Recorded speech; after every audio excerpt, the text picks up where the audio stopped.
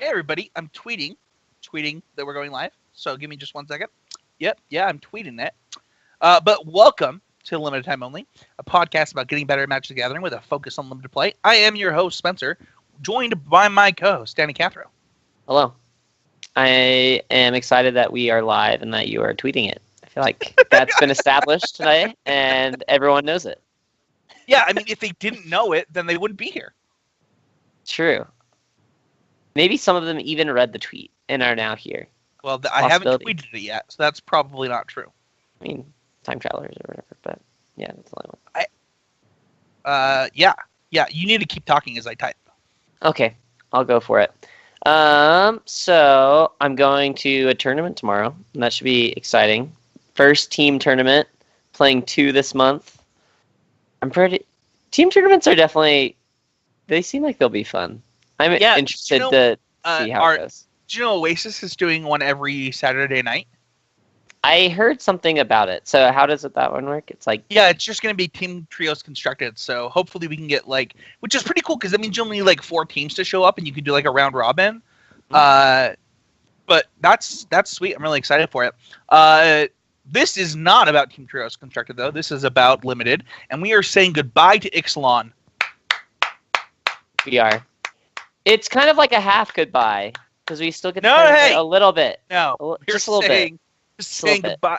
We're saying goodbye to the current limited format that is Ixalan. 3x Ixalan. Goodbye. Oh man, goodbye. You know who we'll never say goodbye to though is our sponsors. You can check them out at MTG. That's the wrong sponsor. Now, I haven't done this podcast in a while. You can say, you know what? Though you did that last time I was on the show. Yeah. Which means that you just listen to my other podcast, which is so sweet of you. This is correct, by the way. But you can check out our sponsor at GameGrid. You can check them out at play@gamegrid.com. GameGrid also just crushing it with the type of tournaments they're doing. I know that they're opening another location, so if you want to see if there's a location near you, check it out at play@gamegrid.com. You can also check out the Mana Base, where you can watch the Nikachu Slayer. The challenge, the gauntlet has been thrown. Nikachu knows that Mason's calling him out.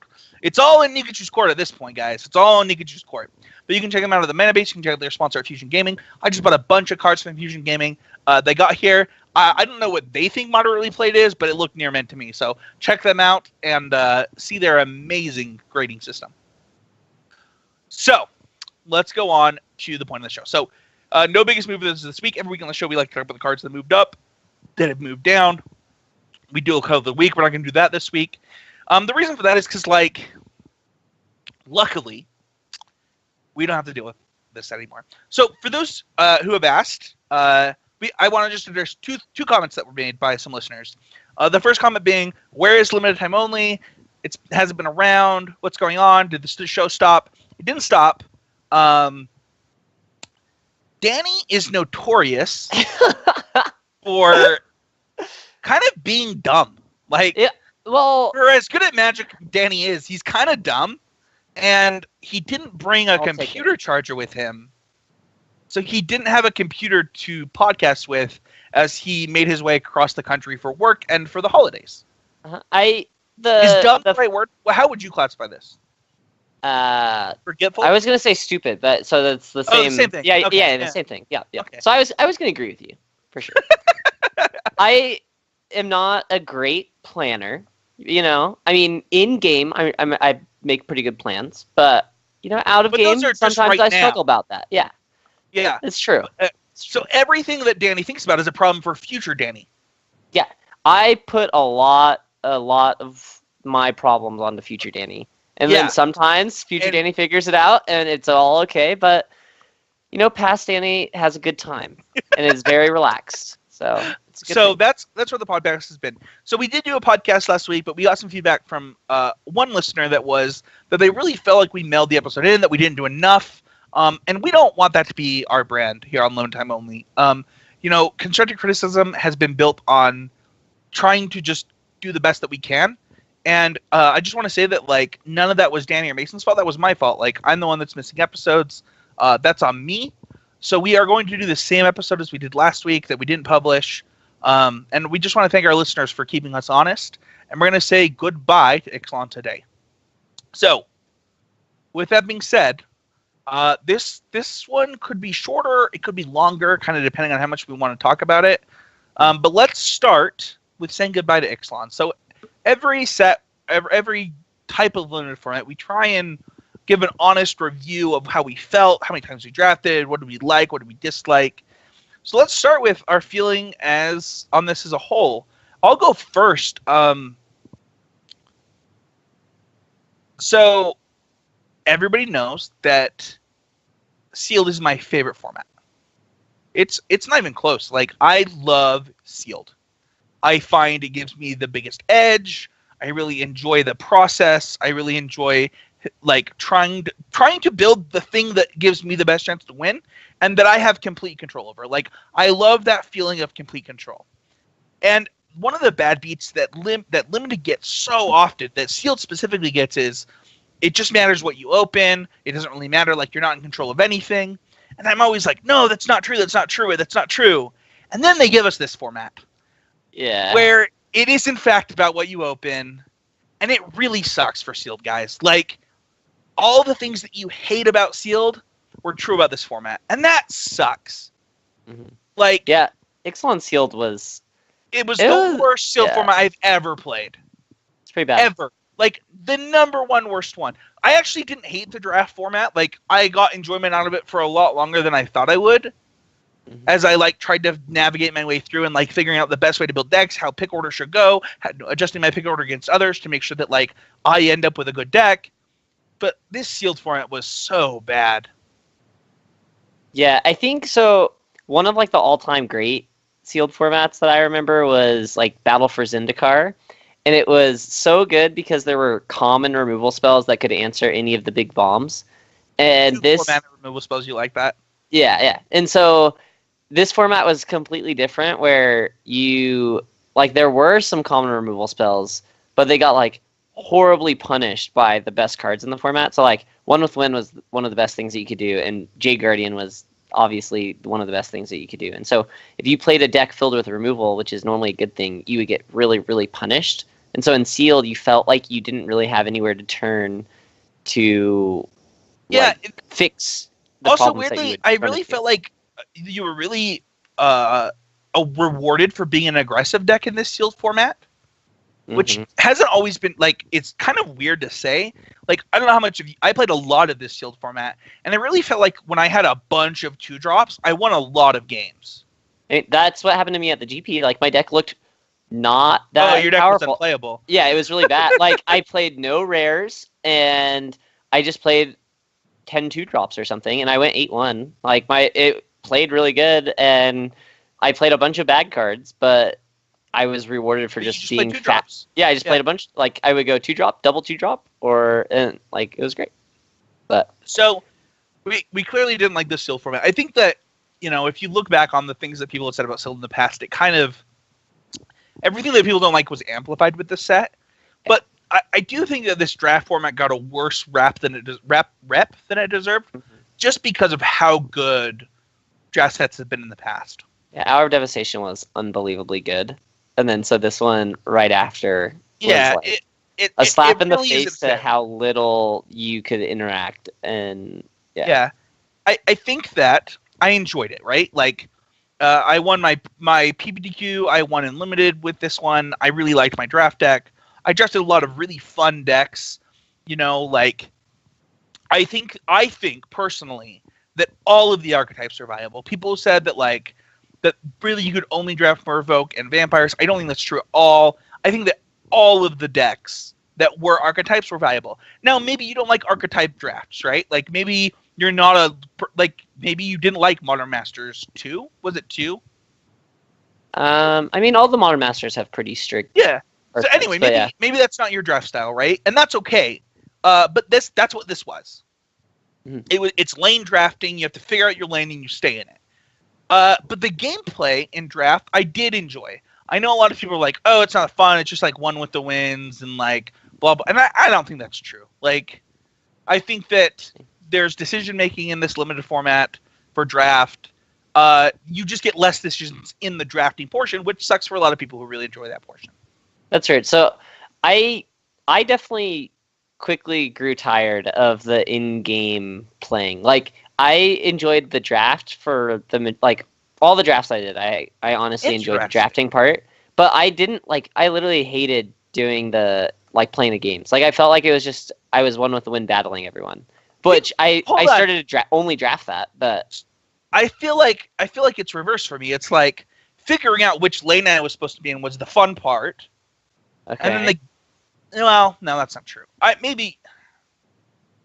So I just felt like you had a lot of games that were really frustrating.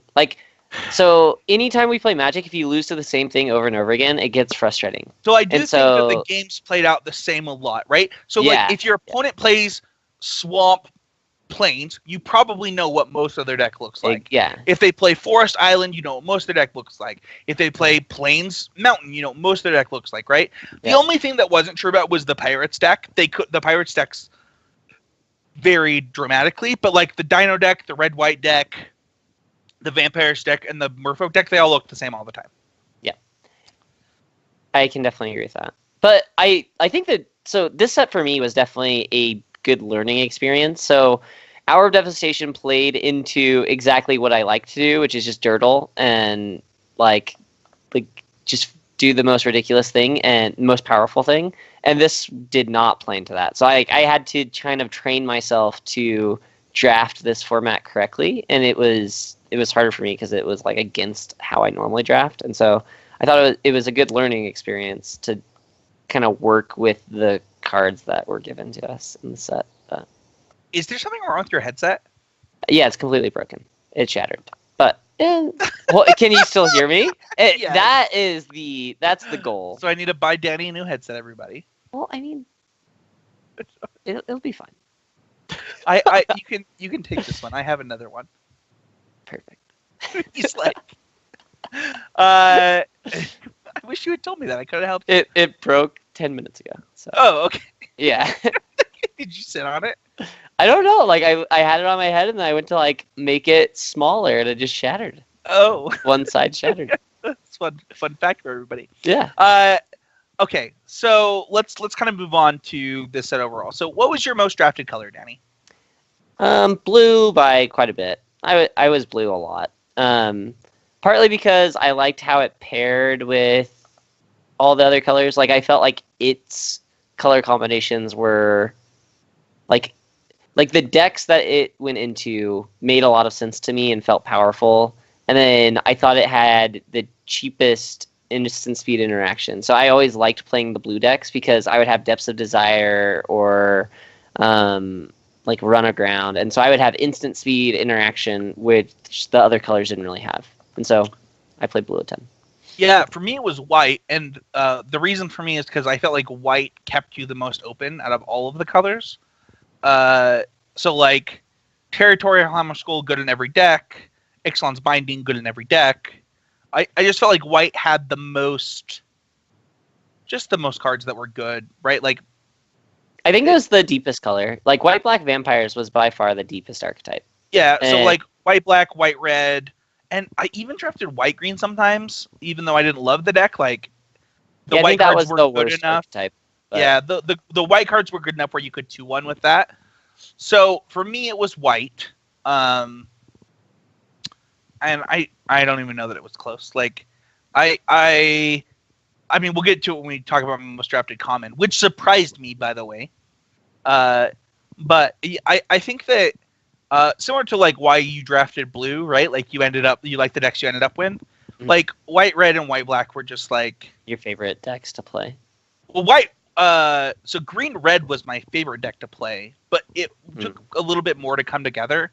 Whereas Drover of the Mighty. Yeah, whereas I felt like white red was so easy to get a 3-0 deck with. Yeah.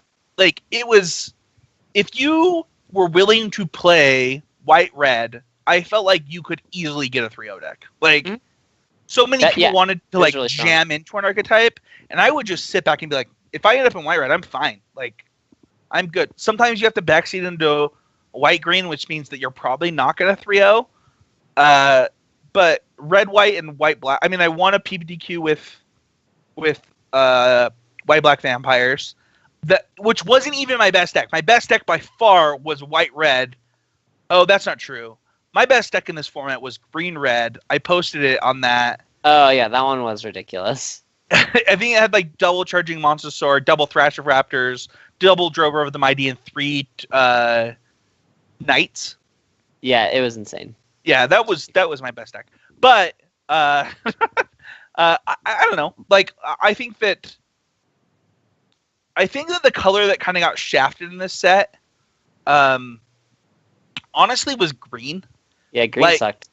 Like I don't even know that it sucked. It just felt really bad. It had so many bad decks. Well, it's not even that it had bad decks. It was just so separated, right? Okay. Like, you could play One with the Wind in any blue deck, right? Mm-hmm. You could play Run Aground in any blue deck. Mm-hmm. You could play Territory Hamlet Skull in any white deck. You could play, right? But, like, you could play Drover of the Mighty in one green deck. You could play Jade Guardian in one green deck. And that's, like, not fair.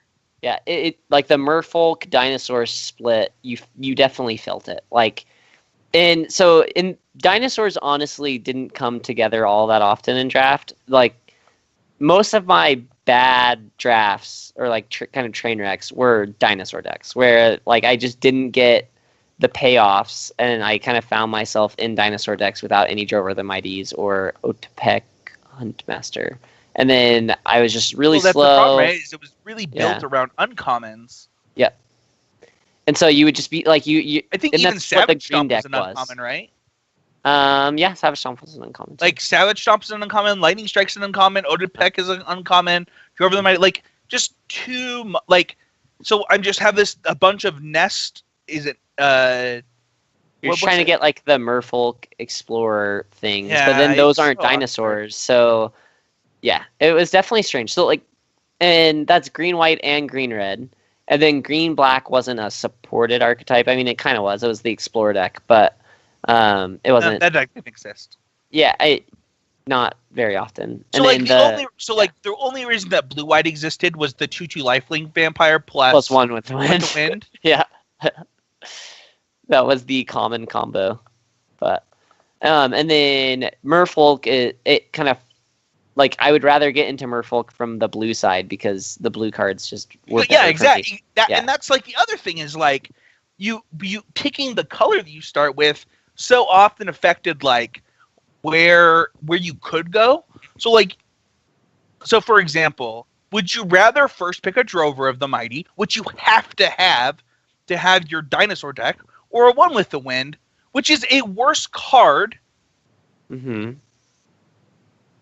Actually, I'd like to, even chat is talking about this. So let's start with this. Let's start with Merfolk Branchwalker, okay? So you have a choice between Branchwalker and One with the Wind. Those are the two best cards. I'm taking One with the Wind. I think that Branchwalker's the better card, but I'd rather take One with the Wind. That makes sense just because, like, One with the Wind, it has, like, higher upside in a lot of ways. Like sure it does. Yeah. I mean, yes. Yeah, but like when One with the Wind works, it's better. And then it also just leaves you more like blue is just so much better of a color that you just would rather start. I don't even think it's better. I actually think the green cards that go in their decks are better than the white cards and the blue cards that go in their decks. The problem is that if I take one of those cards, I'm forced into that. Yeah, you don't get to be open for Merfolk and Pirates. You are choosing. You only have so many picks to be open. Yeah. I can only be open for so long in this draft format where other sets, maybe I'm open till pick 5. I can't be open till pick 5. I need to pick a lane way too fast in this format for that. Let's actually move on a little bit and talk about what our favorite deck to draft was. I kind of said this, but my favorite deck was red-white. I think that it was the only deck that you legitimately could fall into by being open. Yeah. That makes sense. Like, I guess blue-white, you could kind of do that.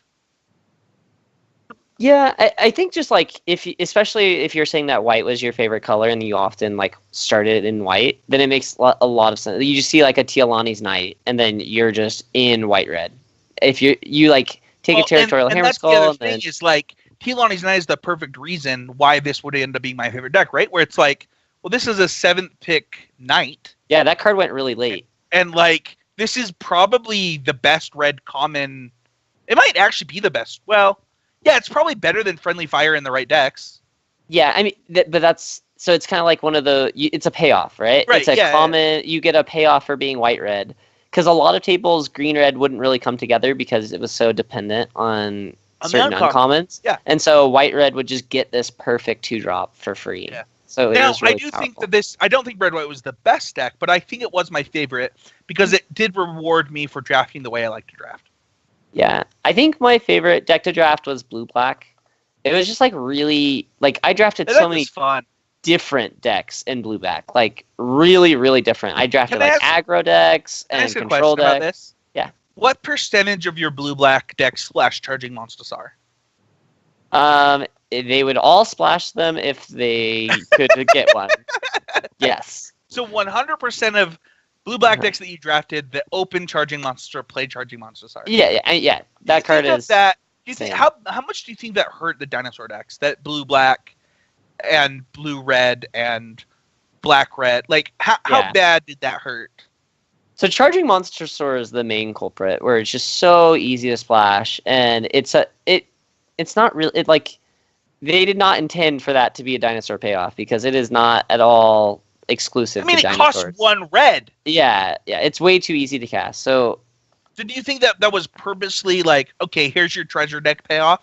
Yeah, I think they needed to give treasures some amount of like ability to splash good cards because if you played a 3-color deck where treasures would like you were actually needing to fix your mana with treasures, it was like it could get a little sketchy. So you mostly had to be a 2-color deck that was splashing with treasures, and it would just be like your 3 or 4 sources. Pretty often, what ended up happening for me is like I'm a blue-black deck splashing, charging monster sword, Regis or Alpha.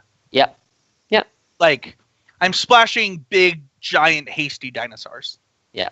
Just because you need a little bit of power. That definitely was something in the blue-black deck. Is if you didn't get One with the Winds and Mark of the Vampires, sometimes you wouldn't have enough like oomph to kill a black-white deck.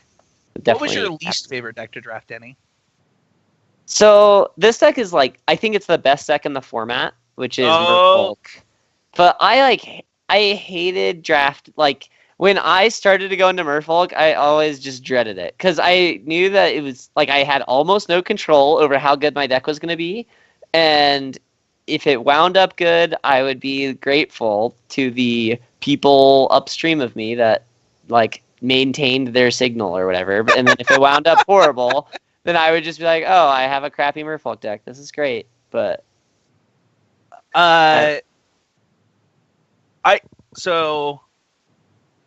my least favorite deck to draft was probably blue-red.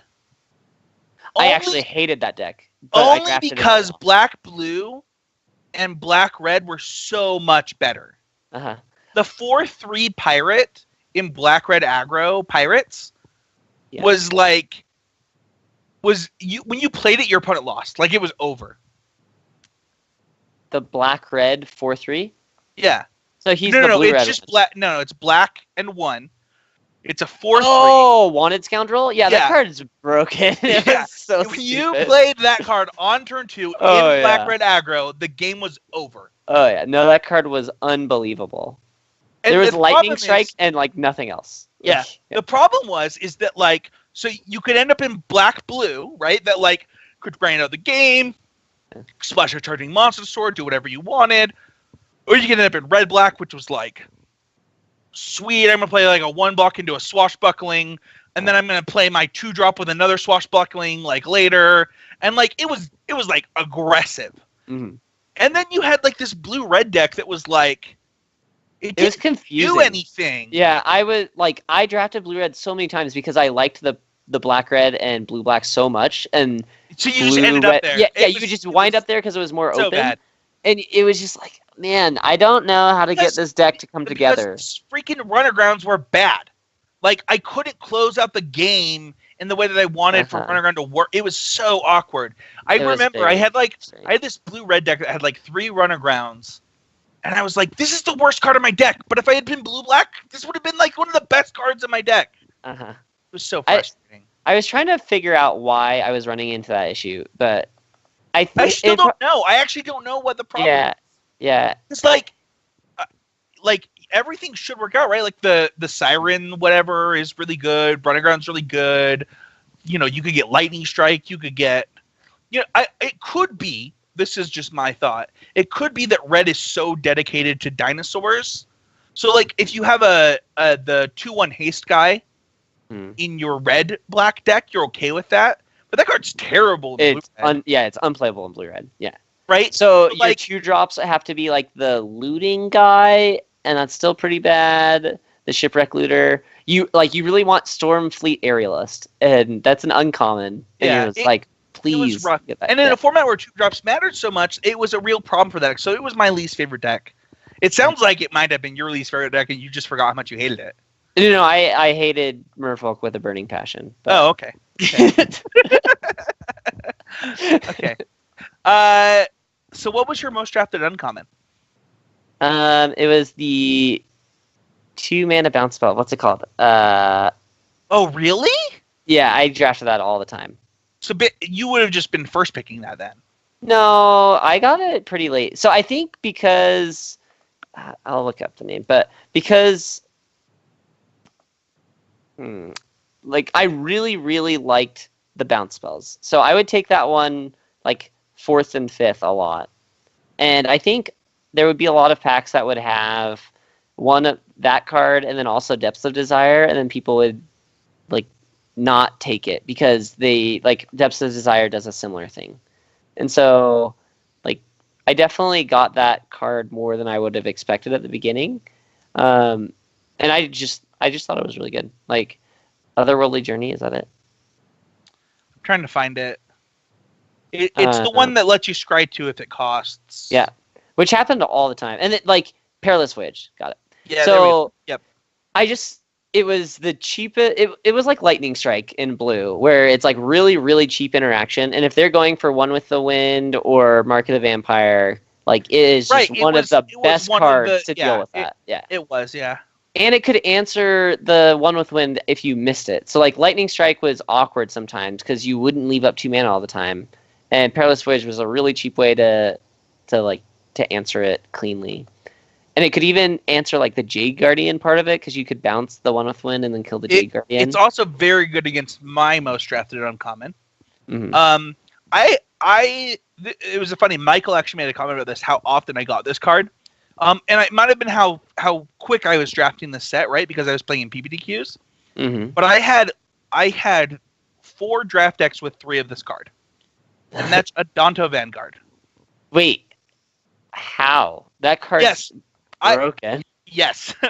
So I played my first draft online, lost to this card, went to my first PPTQ, got 3 of them, lost in the semifinals, went to my second PPTQ, got 3 of them, won the PPTQ. Yeah, then drafted online the next day, got 3 of them. I think I probably drafted 20 of this card. That's so many. That card is insane. No, I drafted so many. I mean, how many times did it get Skullduggered? Not a lot because I was in Black White so often. Uh-huh. Online it happened. Uh-huh. Adonto Vanguard might have been our biggest miss of the entire format. When we did our uncommon set review, we missed this card. Yeah, I think we said it was good, which obviously is good, but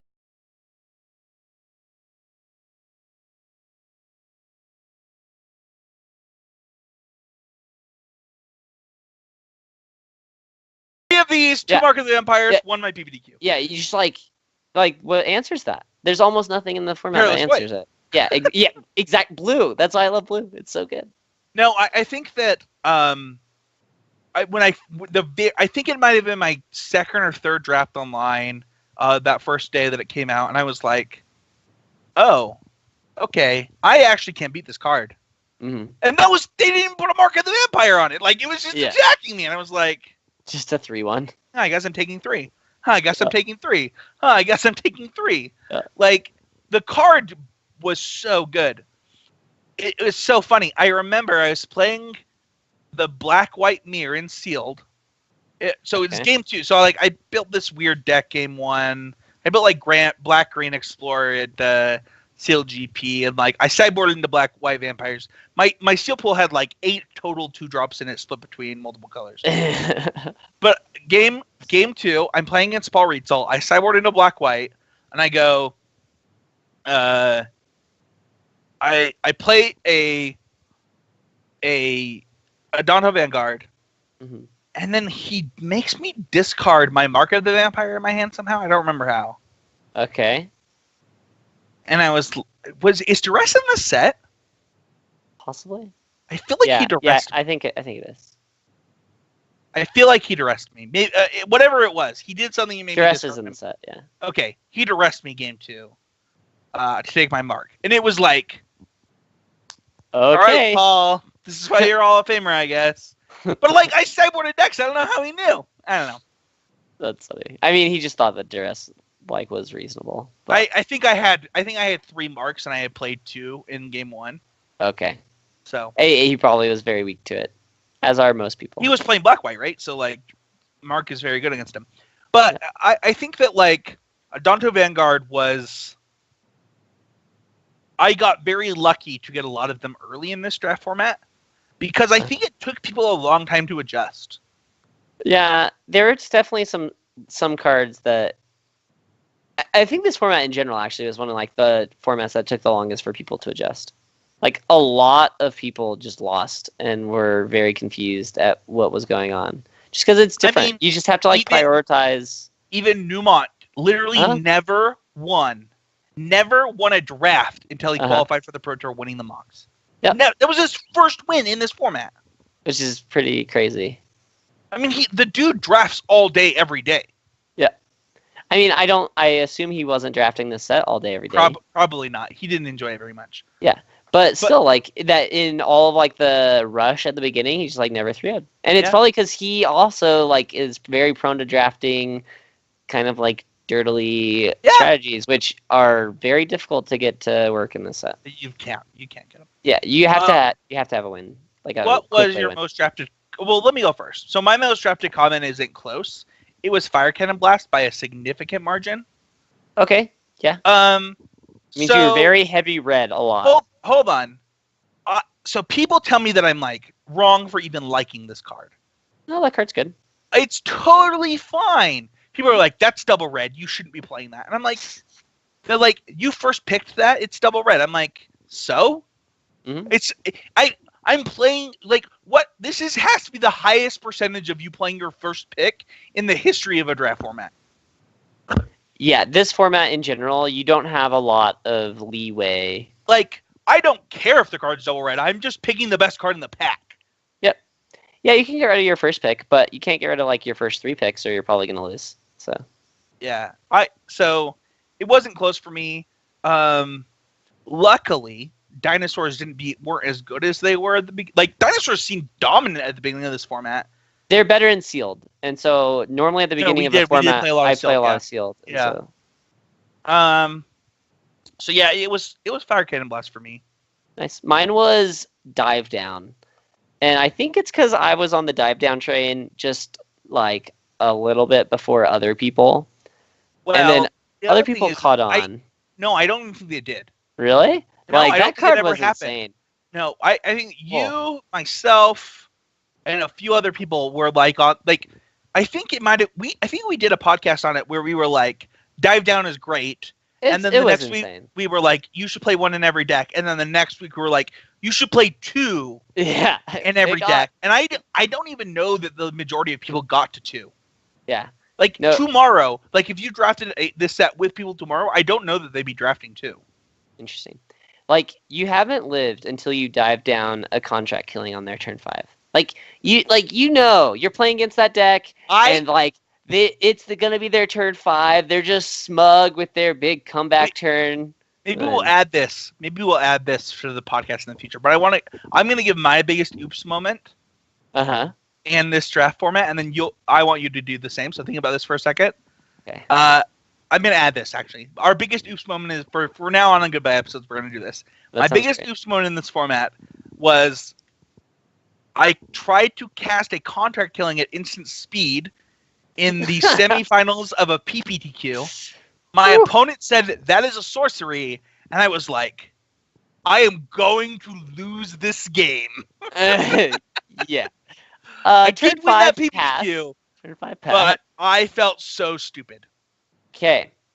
My biggest mistake of this format is like my first 5 decks had multiple Trove of Temptations. I actually don't know what that does. It's the 4 mana enchantment that says each opponent must attack you or planeswalker. Oh my gosh, I know what this And at card the is. beginning of your end step, you get a chart. I'm probably exaggerating, but like I drafted that card so much and would just play 5-color horrible cards and I just kept dying. And I'm like, I don't understand. Why am I dying? I used to play 5-color horrible cards all the time. I love this archetype. It wasn't an archetype. So that I wasted a lot of hours of my life doing that. Okay. It's 3 years from now, and I have a box of Ixalan. Did you come over for a draft? Something came up. I don't think I'll be able to make it. How about we just like fair? Like, let's pretend this set came after something not great. Like, we probably would have enjoyed it a lot longer. Possibly. I don't know, man. It was. Do you think that if contract killing cost 1 less and was an instant, and unfriendly fire cost 1 less and was an instant, we would feel this way? Yeah. Those like it's completely different. Like those both costing 5. Or I guess unfriendly fire is an instant. Yeah. But if it those costing 5 is like you're just dead. Like, and then they're too much. Even Ixalan's Binding costing 4 was still like that one was normally fast enough. Oh my gosh! Can I say the greatest moment of this format? Yeah, go for it. So that same match, the next game, after I literally died because I tried to cast my contract killing at instant speed, I cast Ixalan Binding on my opponent's 2-drop, the one that has the Merfolk that gets flying. Okay. At the end of the game, he revealed his hand, and it was 3 more of that card. Ixalan's Binding is legit. I love Sometimes that card was insane. At the PT in Constructed, I played that on BBD's Glorybringer, and then after the match, he told me that so his last card, he had 1 card left in his hand, and it was a Glorybringer, and then his draw step for the turn after I played the Ixalan Binding was a 3rd Glorybringer, and so he just like had 2 rotting in his hand. That card's pretty crazy. Like if 4-ofs are a really common thing in Standard, it's actually pretty good too.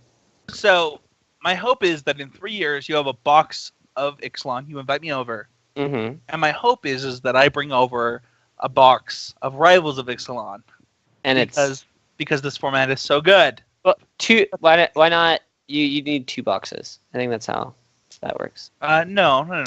Yeah, it's 4 and 2. There's a lot of packs in a box, bro. How many people are drafting? I mean, like 37 or something. We have a lot. So no, is the sealed is 4 and 2, right? I've heard that like it was 3 and 3. Or what did I hear? That in like team it's weird, like 6 and 6 or something. I don't know if that's true though. Maybe I'm just spouting out random false. You're saying things.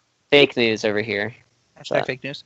Yeah. So let's wrap this up because Danny, did you enjoy your first 20 drafts?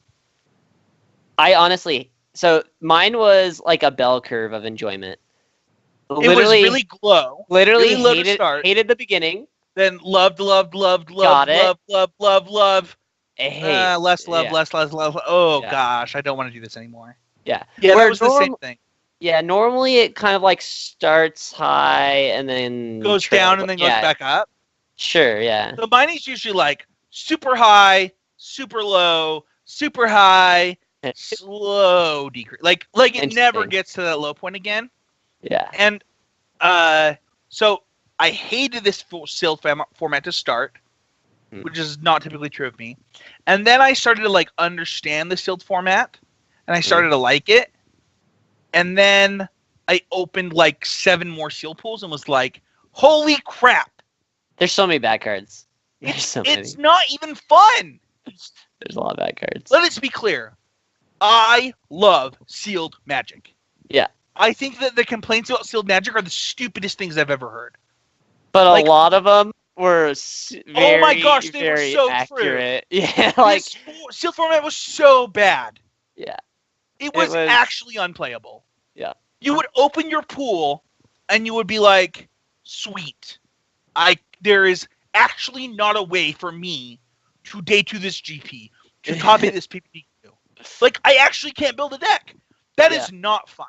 I opened a sealed pool where my best rare was like old growth dryads. Like all of the rares abysmal. Just yeah. It's just not true. People complain about sealed formats all the time that they're like this, and it's never true. And this sealed format was terrible. Yeah. There's a lot of duds. There wasn't even a good deck. Like you just played dinosaurs so when in general, like if you're playing against people that aren't as skilled, like if you're at a PPT, there's a lot of people that aren't as used to playing sealed and building sealed decks. Here's the thing.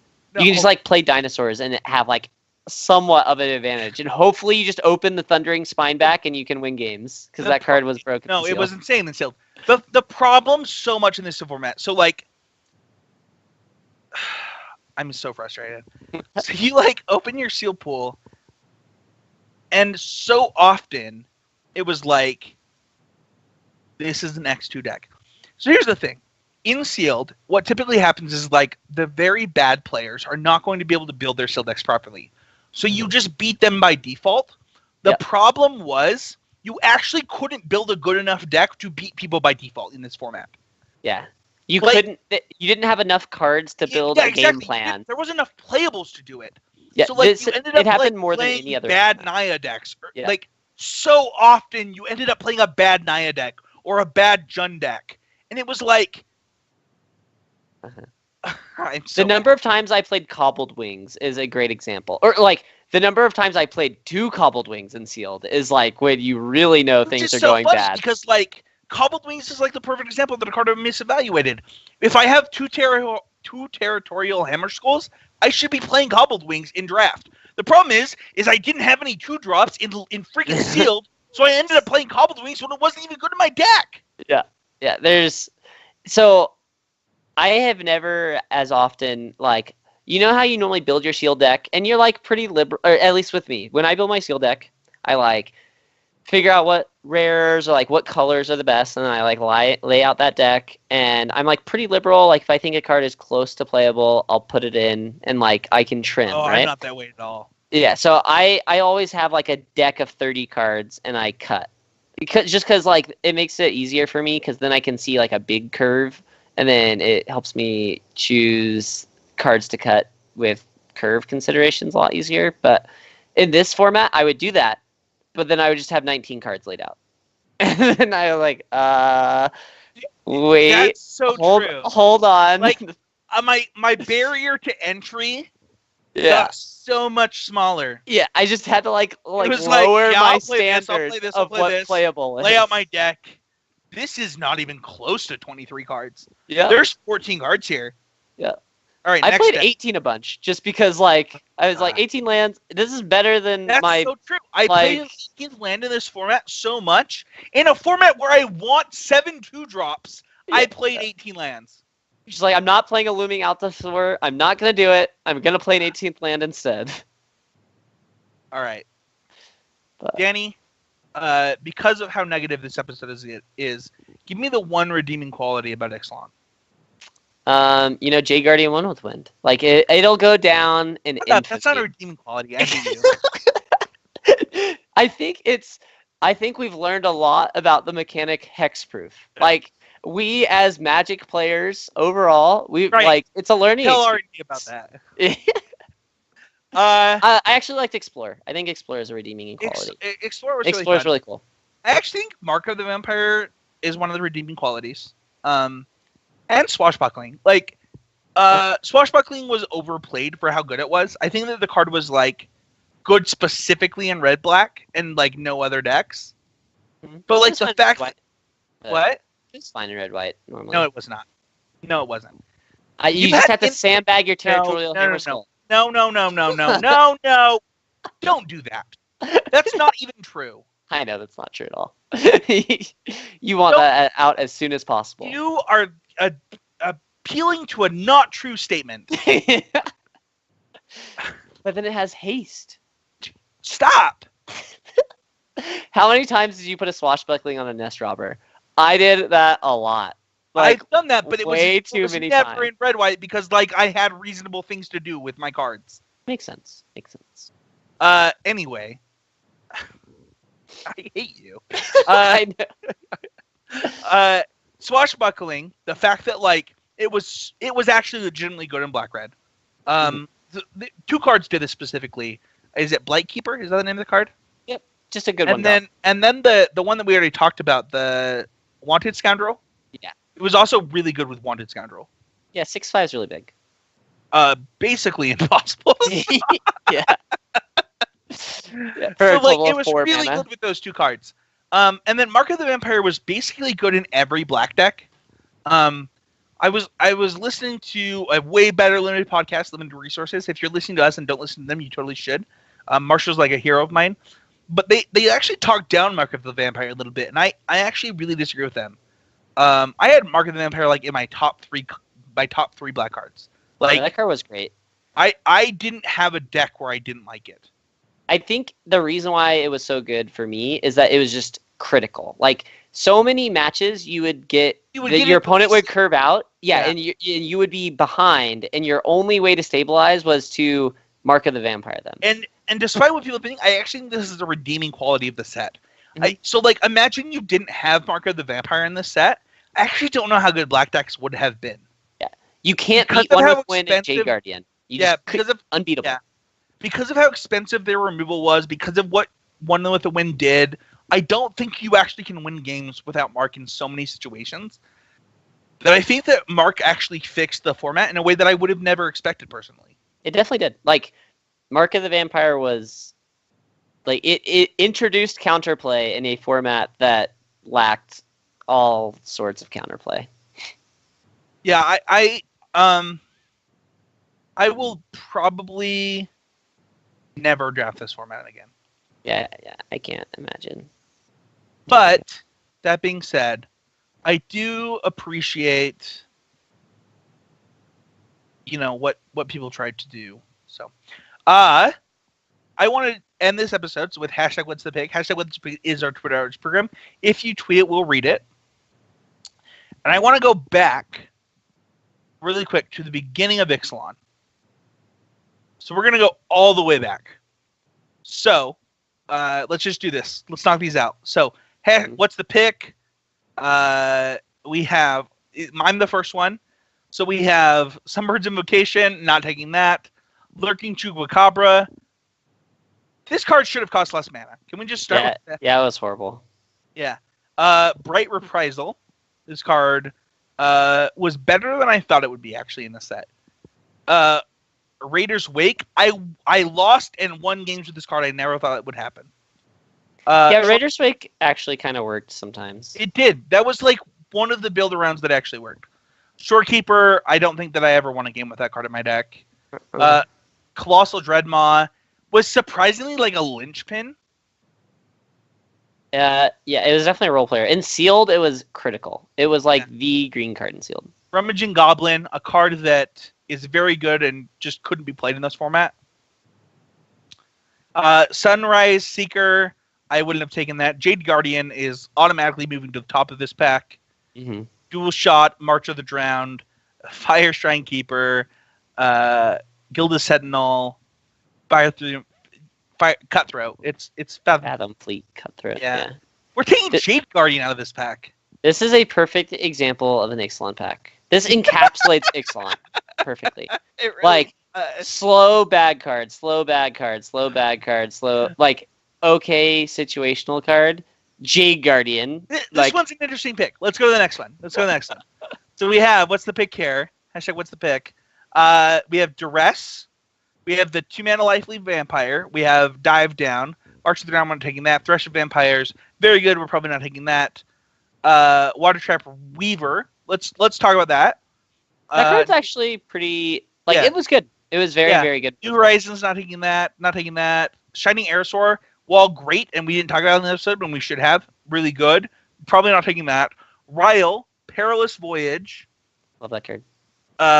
Drover of the Mighty. Not taking that. A rare we're not taking. Okay, so the cards we need to talk about in this pack are Dive Down, Bishop, Drover of the Mighty, and Perilous Voyage.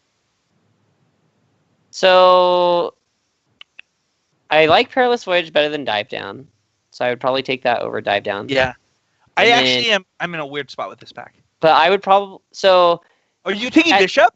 No, so at the beginning of the format, I would have taken Drover the Mighty, but yeah. I honestly I did not like green very much, and so I probably would take Bishop Soldier. I would also take Bishop Soldier. Yeah, that card was great. It was the most surprising common in the set for me. It's kind of like Mark of the Vampire, how that let you kind of catch up. Bishop Soldier made it so that their rushdown plan was just so much less effective. Like if they play a 2-drop and then you get to play Bishop Soldier, then you kind of that 2 life works great. And then if you have Vampire Zeal or Skullduggery, then it can get really, really crazy. The next pack has Apprentice, the 2/1 flying Merfolk. Crash the Ramparts. This card was so much. This card actually made green decks playable a lot of the time. Crash the Ramparts? Yeah, so often they won because of Crash the Ramparts that I think that should be mentioned. Mm-hmm. Dive Down. I'm not ever taking Cobbled Wings. I'm not taking a Commune. We have Razor Tooth, so that's the one that deals 1 when you beat the battlefield to everything. Yeah, that card was good. And then Vraska's Contempt. Yeah, you just take Vraska's Contempt. I just think you just take Contempt, right? Yeah. Instant speed removal is non-existent, and so if you have some, it's really, really good. Okay, so the next thing that we have is one from our listener. It's called Couch Troll Brewing. I think they're a podcast, or just one of our listeners. So they already have a Blight Keeper. They have some 2-drops. They have a Hammer Skull. They have 2 Anointed Deacons. They've got a Call to the Feast. They got some stuff, and their pack is Vona versus the Field. I think these are humble brags. Pretty sure that's what this so that's what I'm feeling. I'm feeling hey, I'm in Black-White Vampires and I opened a Vona. Woo! Their question is Vona or 3rd Deacon, though. And I do want to say that I actually feel like Anointed Deacon was a little bit overrated in this set. Wait, really? Well, I started really low on it because I never played with the Teamer Battle Shaman. Or what's that one? Not Teamer Battle. The Battle Rattle Shaman? You know that card? So it's the 4-mana 2/2 at the beginning of your combat. You give a creature +2/+0. So it's been in 2 master sets, I think, and it's actually pretty good. It's kind of like a Deacon, but it's a. What was the one that they lost life when things ETB'd? Or was it ETB'd? I don't know a card that does that.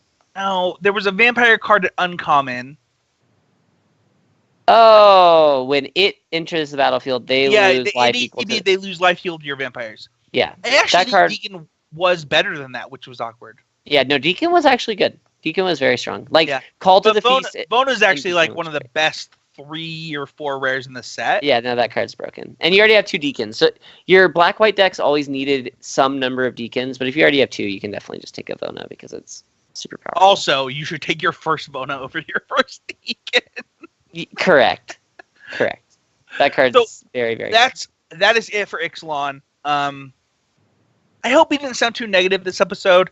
I think that if this set had come out if this set had come out after M11, we might have loved it, right? It might have been this breath of fresh air. But the getting mono blued out or whatever. Or no, that's the wrong set. That's M14 or 15. I think it's M14. But the fact that this came out after, in my opinion, the best sealed format of all time, and one of the best draft formats of all time, really hurt this set. A lot. Yeah, by comparison, it looked horrendous. I mean, it wasn't even fun. I don't even remember. Yeah, it was pretty bad. Yeah. So one of our listeners says, here's a question. When Ixalan came out, what in the set were you most hopeful for? Mostly the tribes. I think the big problem with this set is that the tribes didn't come together too often, but you felt obligated to play them. I I don't know. That was my biggest opinion disappointment. on this is that Enrage looked like it was going to be an Enrage deck, right? Oh yeah, that's Rile, between like the type of the problem is that like all the payoffs sucked except for the rares. Yeah, and the thing is that when you look at something like any of the Enrage cards, right? When you look at them versus some of the Merfolk payoffs, when I get to pay 2 mana and put permanent counters on my cards at instant speed versus 1 red, draw a card, gain 2 life, and then what does the rest of my turn do? It's not even comparable. And especially when you think about like my best removal spells are all uncommons, and then if they're not, it's friendly fire at 5 mana, and I just don't have a chance. Yeah. Like you can't have a format where 2 drops are super important and removal costs 5. Yeah, it definitely leads to games that you run away. Like the one player runs away with them, just because you can't. There's not enough catch up mechanics. But so thank you everybody for listening. We're gonna see you guys all next week. One of our goals for limited time only this year is to be more consistent. I'm qualified for the next RPTQ. Danny, you're not qualified for the next Pro Tour, which means you'll be at the RPTQ. Correct. Yeah. I mean, unless you just I have a silver invite to use that. But you already bought your ticket to Spain. I haven't bought it yet, so it hasn't changed prices. But I'm still deciding. I think I'm gonna go to Spain. I know, I really want to, but you have to go to Spain with Michael. You're correct. Are you gonna go? You just decide right now. Too much pressure. No, it's future. See, this is an example of future Danny. See, it's perfect. No. This is not future Danny's problem. this is current Danny. Future Danny can't afford a ticket to Spain. Yeah, that's the main issue. Like, I mean, it's just really like Spain is so Danny expensive. afford a ticket to Spain? Yeah, I can buy one. Like, I can get a ticket. It's just like Spain is more expensive than Japan, which was surprising. But like a ticket to Spain's like 1,000 at least, and then I got my ticket to Japan for 600. So I was just surprised at how much it cost. Yeah, European tickets are usually. I mean, yeah. Yeah. But I'll be at the RPTQ. You have to pick. I know. Well, you can't go to the RPTQ if you also... Wait, actually you can. You can actually literally go to the RPTQ and then decide if you want to use your silver invite. Well, I think it's after. They're almost always after. After what? It's after the Pro Tour. No, I'm saying that you can... If you don't use your silver invite for Spain, you can exactly. Yeah, play in the RPTQ and then decide if you want to use your silver invite. Yeah, that's how... You know what you should do? This is just my opinion. You should use your silver invite for the Team Pro Tour, and I'll go with you. So that's another, like, yeah. No, it's actually a really good thing, right? Like, you could save it for the Team Pro Tour and bring 2 of your friends. Yeah, because there's 2 more after this. So I only get punished for not using my silver invite if I qualify for another one. No, only if you qualify for the next one. It's because the 4th Pro Tour, you can just use it for free, right? So it's only the 3rd Pro Tour. If you don't qualify for the 3rd, then it's a wash. It didn't matter. Exactly. But if I do qualify for the 3rd, I get punished. But. Yeah. All right. Well, thank you everybody for listening. Danny's got a decision to make. He wouldn't make it live on air. We'll see you guys all next week with our uncommon set review. Oh yeah. It's actually. The set reviews are my favorite show. So for this one, we do an uncommon. We review all of the uncommons, and then we do a common where we give our top 3 commons for each color. We'll see you guys all for the next 2 weeks. They're really exciting weeks for us. Definitely. Thank you so much for listening. Don't forget you can go to patreon.com/LTOMTG to become a patron of Limited Time Only. Starting at anything you see fit. We're going to change it, though. Right now it's per episode. We're going to change it to per month. I know that our listeners really prefer per month, so we're going to switch it up. Thank you, everybody, so much. Don't forget to check out Game Grid and the Mana Base. I'll see you guys all next time.